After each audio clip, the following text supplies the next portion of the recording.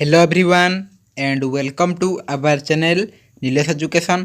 तो देख प्रथम श्रेणी रु अष्टम श्रेणी अर्धवार्षिक परीक्षा बा एस1 एग्जाम 2024 ओसेपारू नोटिस आसिला। ठीक अच्छे ओसेपारू नोटिस आसी आम देखा। तो प्रथम रु अष्टम श्रेणी पर्यंत अर्धवार्षिक परीक्षा बा एस1 एग्जाम 2024 केबेठारू परीक्षा है आम जाना।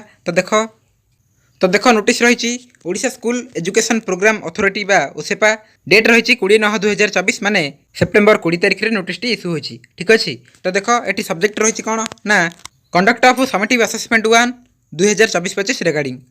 तो देख कौन रही ना मैडम और sir in inviting a reference to the subject cited above I am to say that the summative assessment 1 बा तुम एस1 परीक्षा for class 1 to class BIII माने class 8 be conducted in all government or government aided schools during the 4th week of September 2024 माने September 2024 4th week माने तुमरो September 4th week माने 21 तारिख रु 30 तारिख मध्य रे तुमरो एस1 एग्जाम बा हापियल एग्जाम कंडक्ट करबा को रही। तो देख आज पर द एकेडमिक कैलेंडर 2024-25 एवं एकेडमिक कैलेंडर 2024-25 अनुसार तुमरो S one exam September 4th week रे हेबो। ठीक अच्छे तो देख तुमको डेट मध्य तुमको कहली। ठीक अच्छे 21 तारिख रु 30 तारिख मध्य तुम एस1 एग्जाम कंडक्ट हम तुम स्कूल रे एवं तुम क्वेश्चन बा प्रश्नपत्र कौट आसो देख एस1 ना तुम स्कूल बन पारे कि क्लस्टर रु कि ब्लॉक रु। ठीक अच्छे कि डिस्ट्रिक्ट लेवल रु क्वेश्चन आसीपर।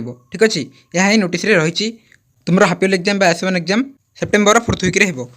तो समस्त चैनल को सब्सक्राइब करके रखी था। ठीक अच्छे आगे आम तुम टाइम टेबल देखा सहित हापियल एग्जाम क्वेश्चन आंसर सब आलोचना करवा। ताले वीडियो को एंड करवा। Thank you all.